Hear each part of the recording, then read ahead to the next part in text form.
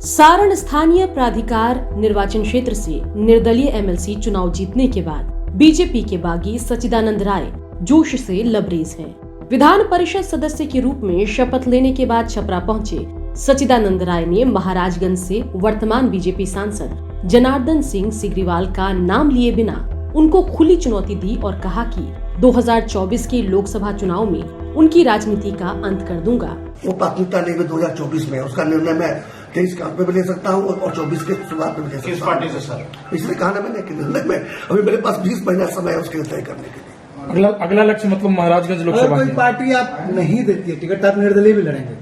निर्दलीय लड़के जीत के दिखाया ना भाई, इसमें तो 2 लोकसभा था, देखते एक लोकसभा जीतना कौन सी बड़ी बात है। मतलब लक्ष्य 2024 एकदम 2024 में कैंडिडेट है हमारी ओर से, मैं हूँ कि कोई और है, मेरी ओर से कैंडिडेट है। इसमें कोई संदेह न रखे, अब मैं जब कहता हूँ वही करता हूँ। मतलब वर्तमान जो सांसद है उनके लिए राह बहुत कठिन होने वाली है। कठिन नहीं होने, राजनीति का अंत होने वाला होगा 2024 के बाद से।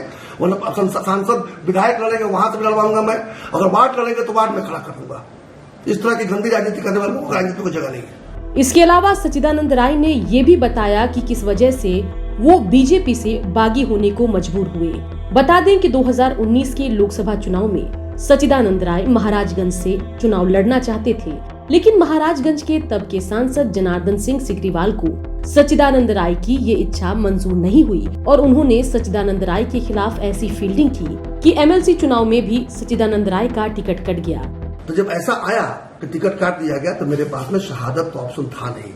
अब क्या है कि उसूलों पे आप तो जानते हैं, मशहूर शेर है आपके वसीम बरेलवी जी का कि उसूलों पे आज आए, उसूलों पे अगर आज आए तो टकराना जरूरी है और जो जिंदा हो तो जिंदा नजर आना जरूरी है। इसी शेर के साथ मैंने तय किया कि नहीं, मैं बगावत करूंगा, भले इसको बगावत कहते हैं तो बगावत करूंगा, लेकिन जनप्रतिनिधियों को जो सपना मैंने दिखाया है उस सपने को पूरा करने का एक विकल्प मैं दूंगा। और जो सपना मैंने देखा है सपना के लिए, बिहार के लिए और बिहार वासियों के लिए और बिहार के जनप्रतिनिधियों के लिए, मैं पूरा करूंगा। बोलते बोलते सच्चिदानंद राय ने ये भी बताया कि कई पार्टियों से उनको ऑफर मिल रहा है और जो ऑफर सारण और बिहार के हित में होगा वो उसको स्वीकारेंगे। मैं जैसे मैंने कहा, विचारधारा किसी पार्टी की जो है वो बहुती नहीं है। दूसरे दल भी इस विचारधारा के साथ में हो सकता है कहते न हो, लेकिन इस विचारधारा को शायद वो धारण करते हो।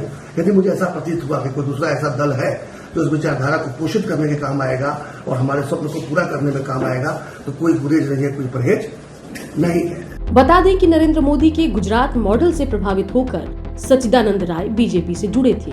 किसी के साथ काम किया, फिर नरेंद्र मोदी जी प्रधानमंत्री के जब ये कैंडिडेट बने तो मुझे लगा कि नरेंद्र मोदी के साथ जाना जो है और ज्यादा कारगर सिद्ध होगा यदि हमें अंत्योदय का कार्य करना है और सबका साथ, सबका विकास और सबका विश्वास वाले चरित्र को अगर सिद्ध करना है। तो दुर्भाग्य है कि मैं काम तो कर रहा था लेकिन किसी को दिख नहीं रहा था या किसी को भा नहीं रहा था।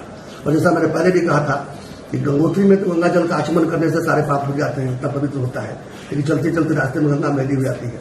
उसी तरह से दिल्ली में बैठे हुए जो रहनुमा है जो पार्टी के, वो शायद इस क्षेत्र को धारण करते हैं, लेकिन पटना छपरा आते आते गंगा इतनी मैली हो जाती है कि फिर तो साफ लोग दिखाई नहीं देते हैं। खैर, बीजेपी के बागी ने बीजेपी के लिए मुश्किल खड़ी करने की ठान तो ली है। निर्दलीय एमएलसी चुनाव जीतकर खुद को साबित भी कर दिया है, लेकिन देखना होगा कि सच्चिदानंद राय 2024-25 में बीजेपी और जनार्दन सिंह सिग्रीवाल के खिलाफ क्या रणनीति लेकर मैदान में उतरते हैं। छपरा से आलोक जायसवाल की रिपोर्ट।